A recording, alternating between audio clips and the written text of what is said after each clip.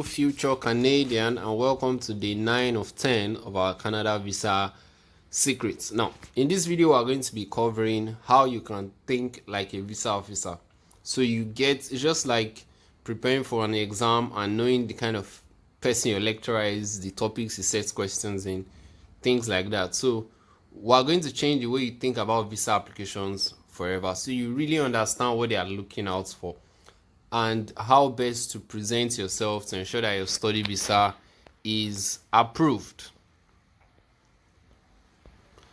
Now, the first thing you should know is that visa officers are not looking for reasons to approve you. They are not your friends. That's not their aim. They are looking for reasons to refuse you, because that's literally what they are trying to do. And the reason why they do it is they want to protect Canada from fake students, people that launder money and try to use the study route as a means to clean the money, and people that will not return home. So they are basically trying to protect their country, and in doing so, they are looking for fake people. They are looking for people that don't meet what they are looking out for. So that's one thing you should have in mind. They are not looking to approve you. They are looking for reasons to refuse you. So, and you have to make sure that you submit your application in such a way that there's literally no reason to refuse you. And if you've looked at our previous videos, it will help you understand what they are looking out for. So that's what you focus on and avoid things that will get you refused. Do you understand? So they approach every application with a magnifying glass. They are looking into the details. Does this person have genuine admission? Is this admission from a DLI? Does this person have enough funds? Is what they are saying, does it align these documents they've submitted? Are they genuine? That is what they are looking out for. And once they've checked and they see that, oh, there's nothing wrong, everything looks good, be rest assured that you would get your study visa. So they are already suspicious of your application. They are looking for red flags. So have that in mind. It's not that they are, now when you look at it, you think, oh, maybe they're after your downfall, but it's really not the case. It's really not the case. They just want to make sure that you are the best fit for what they have to offer. They know what they have to offer. They want to be sure, okay, are you a great fit for it? Will you benefit from it? And will they benefit from you? Now, your mission is to make sure that it is impossible for them to find any reasons for them to refuse you. Be as good as possible. Be on your best, very best behavior, very best application, very best of everything. So they don't see any reasons to refuse you. They don't see you as a risk. They don't see you as a threat. They don't see you as someone that if they allow you to come in, you do more harm than good. Maybe you will not return. Maybe you've used fraudulent money to fund the process. So have that in mind and know that your mission is for you to make it impossible for them to find any reason to refuse you. Now, this is probably the best video you are going to watch on getting your Canada study visa approved, or maybe even the best of the entire series. So make sure you like and you share and you subscribe for more updates, because it is only going to keep getting better. And if you've missed the previous days, check our channel. You find them day 1, day 2. Watch it so you really understand what is going on. Now, these are the 3 questions visa officers are asking. So they want to be sure if you are really honest with them. Do you understand? If your application is honest, just know that that's one thing they are looking at. And if you look at it, when they are refusing people when they are refusing people, misinterpretation is a big deal. If you've been denied before, say you've been denied. Not that you say, oh, you've not been denied before and you've actually been denied. So misrepresentation is a very big red flag. So have it at the back of your mind that, is this your application? Have you presented it in the most honest way possible? And things that trigger doubts when they see your application is when your numbers don't add up. Maybe your proof of fund is not adding up, or the dates you've put in, they are not just adding up. When there are contradictions, you say one thing here, you provide a different supporting document, or in the form you filled is different from what you are saying in your SOP, and everything is just, contradicting each other. Or you're using generic letters, maybe just go online, oh, sample statement of purpose, just grab one, fill in the blanks. So you're using ChatGPT or AI and they're just using all these funny words, and you are sounding so unintentional with your application. Do you get it? Or there are gaps. Maybe you graduated this time, from that time to this time, what have you been doing? You don't explain all those gaps, things that will make sure that your story aligns. You don't do it, so you're already triggering doubts. They are now doubting you that, is this person really honest? And that is you already setting yourself up for visa refusal. So things that you do that show honesty is when you over document every single thing. You provide as much supporting documents, you over explain in a way that makes sense. I don't see confuse them the more. Your story is consistent. Oh, from this year to this year, this is what I was doing, and immediately after that, this is what I was doing, and everything, there's explanation, no empty gaps.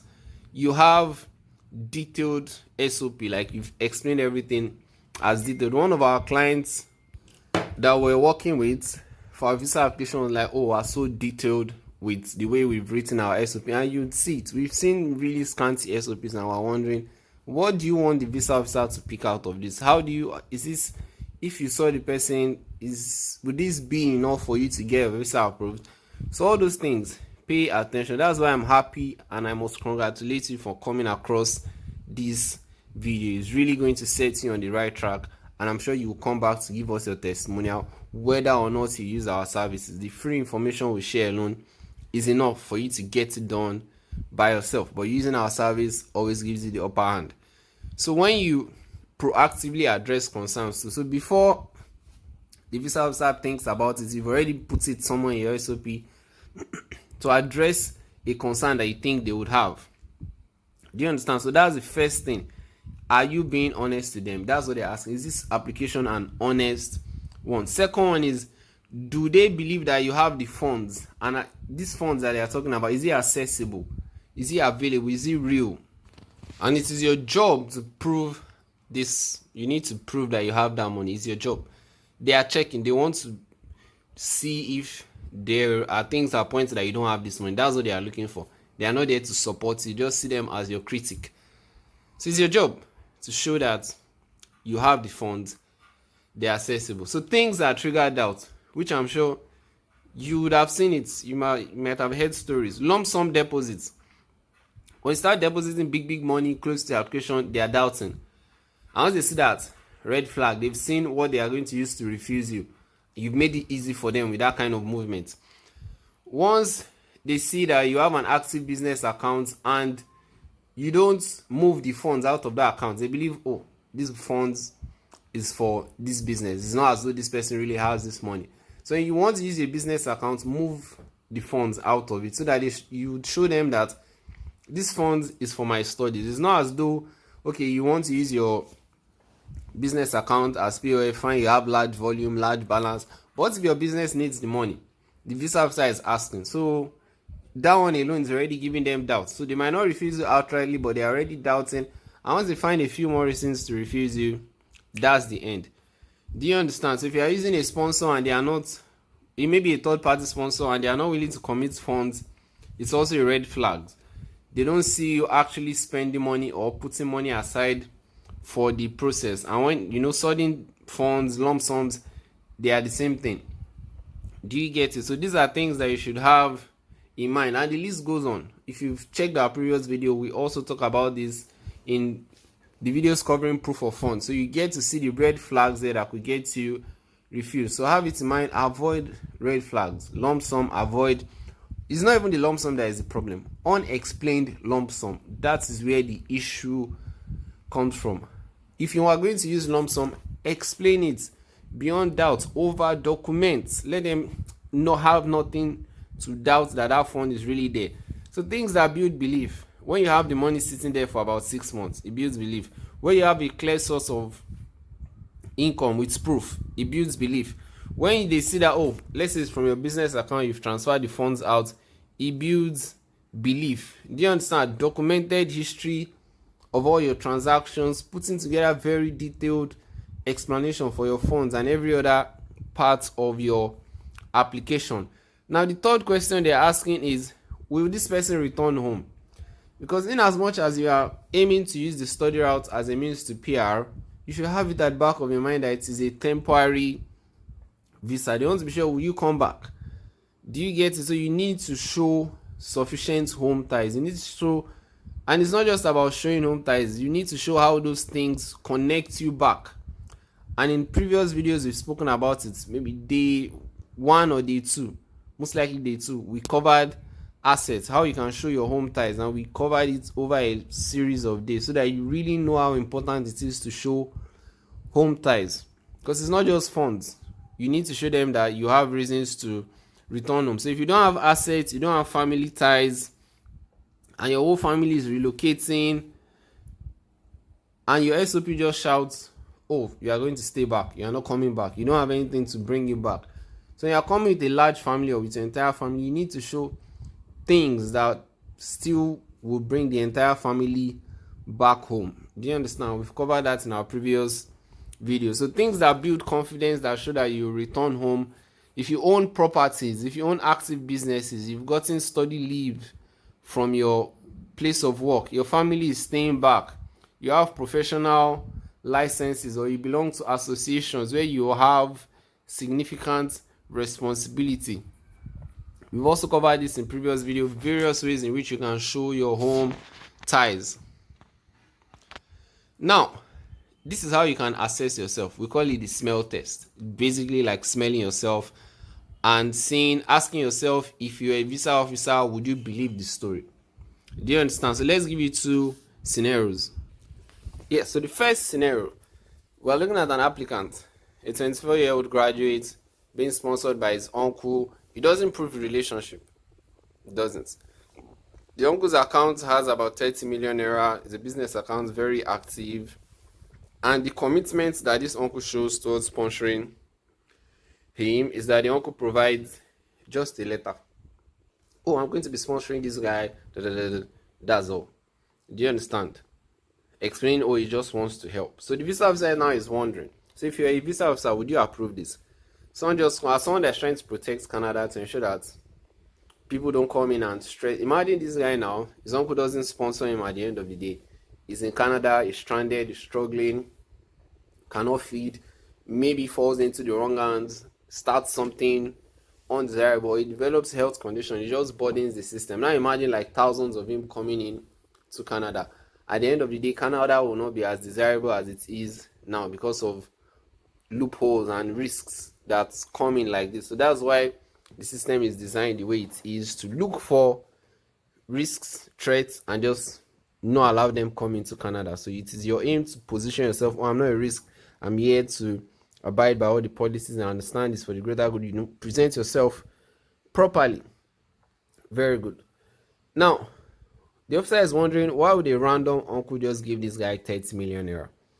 They just refuse the person because the story doesn't add up. The explanation is looking like this one is going to become a burden when they come to Canada. I don't think this one is genuinely coming to study you. Things like that.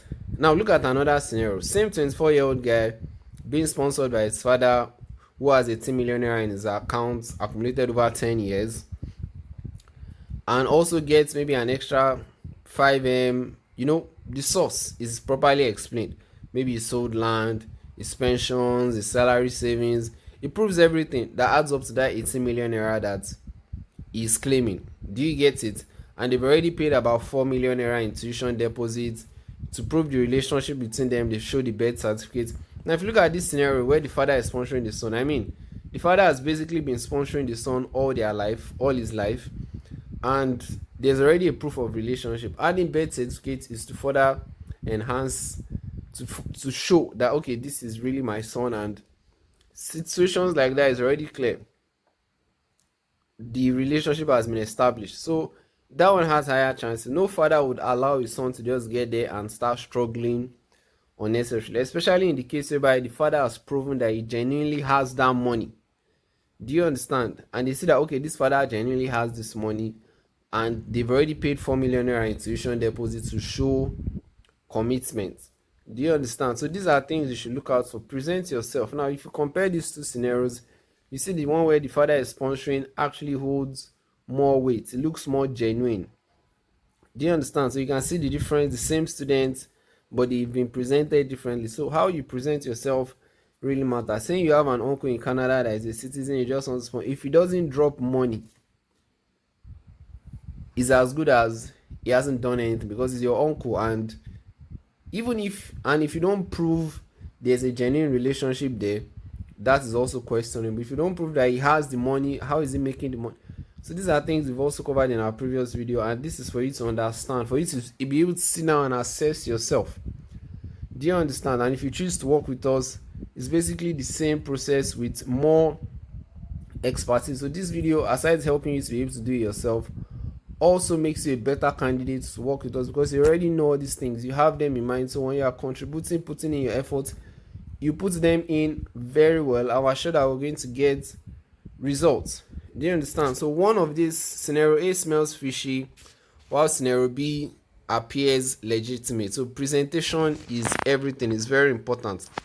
You know, they say you dress the way you want to be addressed. So you can't be going to a corporate place and you are wearing, you know, casual dressing. How do you want them to, do you think they would allow you in? No, they just filter it. So it's the same thing. You present yourself properly. Now, these are hidden red flags that you probably did not know existed and can get your study visa refused. So when your application looks too perfect, maybe your documents, they are so fresh, so clean, you know, maybe if you are a graduate, a recent graduate, you may have really clean documents and all, but when you try to over perfect some things, make them look too packaged, they can tell. Do you understand? So make sure that your application, you know, they just have ways of telling when something is too good to be true. It looks too good, and it's not just it. So the second one, when you copy and paste, you go online, you get random SOPs. We've seen it, you just pack, without depth, without really understanding what the visa officer is looking out for, without even understanding what your own application entails, parts that you should shed more light on, parts that you need to, okay, this one will not be of advantage. So all those things you need to even understand. You need to have the capacity to understand your own unique background, your own unique application, before you can then go ahead to apply, or before you can just go and use some copy and paste things online. So you need to make it personal, you need to make it specific, you need to give details.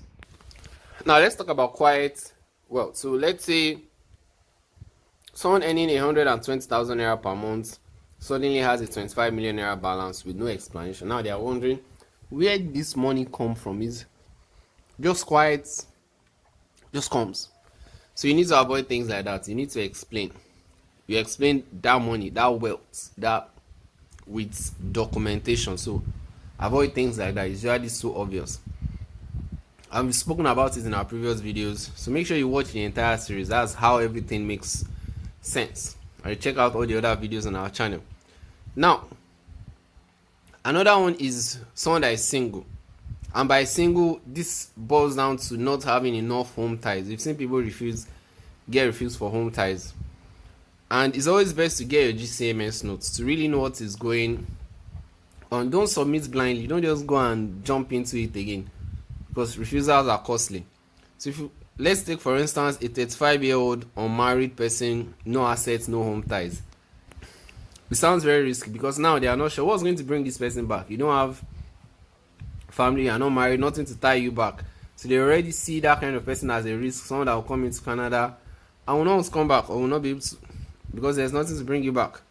So you need to build home ties. Do you get it? Show career goals that require you to return. Maybe a job, starting a business, a landed property that you say, oh, you want to start your school, or your elderly people's homes. You know, when you are showing home ties, if you want to show property, show how that property would bring you back. Not just that you have a property. Would you come back and use that property for something? Is the property paying you rent? We've spoken about it in previous videos. So when you watch it and you then get up to this point, this particular day 9, everything would make sense. Now, another red flag is when you choose a wrong program. I've seen an accountant trying to study PSW, he was refused. And now he's going to, he might have probably given up, thinking, oh, Canada doesn't want him, the system is broken. But he didn't know that he had his own part to play. He chose the wrong program, and it just made it so obvious and so easy to say that this person is not coming to Canada to study. How would you be an accountant and you come and say, oh, you are studying PSW? It doesn't add up. So those are things that make it very easy for you to get your visa refused. So, and if you are watching this and you can relate, sorry about that, but that's the point of you watching videos like this, so you don't get to repeat the same mistakes or you get to avoid these mistakes in the first place. So if you are getting value, don't forget to like, subscribe, and share this with others so they don't make the same mistake.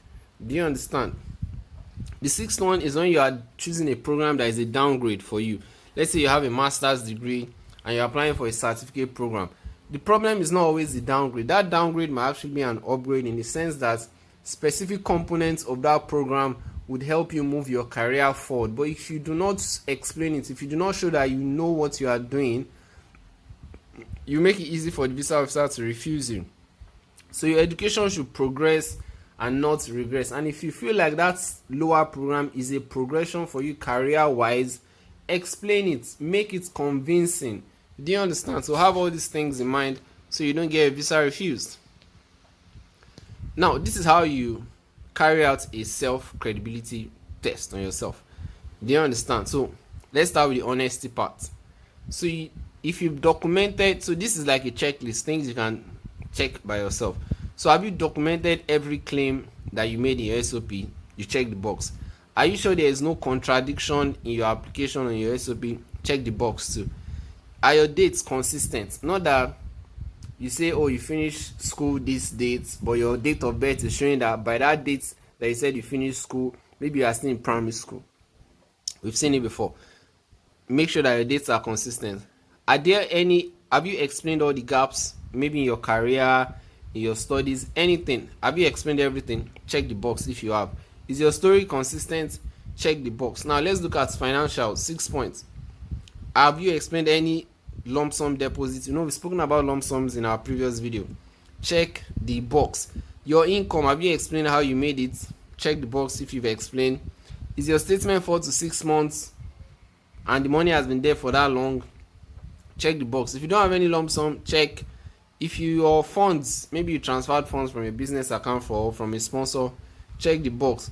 If your funds are more than minimum, check it. So this is basically a checklist. So you can take your screenshots. If you have questions, comments, or reach out to us on WhatsApp, I'll be glad to put you through. If you are using sponsorship, have you proven the relationship between you and your sponsor? Check. Has your sponsor shown commitment either by transferring funds or paying your tuition? Check the box. Has their ability to sponsor you been documented? Check the box. Is there a detailed letter explaining why they are sponsoring you? Check the box. So we've covered this sponsorship on a previous video, so make sure you watch it. Home ties. In our home ties video, we gave you about 3 to 4 different home ties that you can combine and you should combine. Check the box if you've done at least 3 of them. Career that requires return. Is your career one that you have to come back to Nigeria to progress? Check the box. Do you have family or property waiting for you back home that you used as home ties? Check the box if you do. Does your program make sense? Check. So you can see this video is by far the best video you are going to watch. You can see how detailed it is and how much I am putting into the explanation so it sticks and you don't make mistakes. It's a win for us. Whether you do yourself, oh, I followed your videos, very good, or you work with us and you get a visa approved, still very good. So it's a win-win for everyone. And when you share this, more people get to see it. We get to make more valuable content that will ensure that everyone is able to relocate successfully. Everyone, maybe not everyone, but as many people as are willing to put in the effort and they qualify, relocate successfully. Now you can score yourself. If you have 15 to 18 points, you have a very good one, and you check it to strengthen it. Look at areas that you are falling short and you put it together. If you have 12 to 14 out of all these things, a risky application. If you have below 12, don't apply it. Take time to review your application properly. Even reach out to us so that we put together a very good application for you. If you have 20 or above 18, you have a very good application. You can go ahead and apply. Now let's run you through what a visa officer's workflow looks like, so you get to see what really goes behind the scenes. So they start by checking if you have an admission. You check your photos, your age, if you have previous refusals. Next, they are checking your bank statement. Do you have lump sums? Is your source properly documented? Does your income match your savings? Are you saying you saved 25 million naira on a 120k job? All those things, they are checking for it. if you're using sponsors, so this is basically the things that they are checking for to give you feedback on your decision. So the main reason why it takes time is because they usually have backlog, so that's why it takes that duration. It's something they can do in 20 to 30 minutes, or it's just that simple. They know what they are looking out for. So it's easier for them to approve you once everything checks out. But if they are going to refuse you, it's going to take longer, because now they have to document all the reasons for your refusals. And when you look at it, you see it on your GCMS notes. Do you understand? So these are things to also have in mind. Now, so you need to have a mindset shift. You need to stop thinking, how do I convince them that you deserve to study in Canada? And start thinking, how do you make it impossible for them to find any reason to refuse you? So it's not necessarily about convincing them, it's about you convince them in a way that is not direct convincing. It's more of, my hands are clean, oh, I'm a good person. Rather than saying, oh, I'm a good person, just show them that, okay, your hands are clean. And they will then decide that you're a good person. Rather than, do you understand? So before you submit, you check your entire application. You can pretend you're a visa officer. You check everything that you feel like might be a weakness, or you might get an expert. Reach out to us. Let's assess and check your application for you. Do you understand? Watch the entire series that we've put together so that you know where you went wrong if you've been refused before. And if you are just applying, you know the things that you need to do better. Ask yourself, does this make sense? Is it believable? Have I proved this? You fix every weakness, then you submit. So you need to ask yourself if they can find any reason to doubt your application. So if they can find, make sure you fix it before you submit. Now, so the main key takeaway from all of this is that visa officers are trained to find problems, not solutions. They are not your friends. They are not trying to help you. They are more loyal to Canada than they are to you. Canada is their top priority. They want to make sure that you are a good fit for them. Do you understand? They use a magnifying glass. They are basically trying to bring every suspicion to light and checking. So you need to make sure that no matter how many times they check, they won't find any suspicious thing there. So your job is to make sure that your application is so clean and so honest and so well documented that even under the magnifying glass, when they are scrutinizing every bit of it, it looks perfect. It is perfect. Do you understand? So you use everything we've shared in this video to properly assess your application before submitting. So if you know someone that is about submitting the application, share this with them so they can assess and they can get their visa approved. So if you found this valuable, for watching up until this point, it means you found it valuable. Don't forget to like, subscribe, and share. Leave a comment. Let us know the parts you found valuable so we keep making more for you. So thank you very much for watching, and we'll see you on day 10.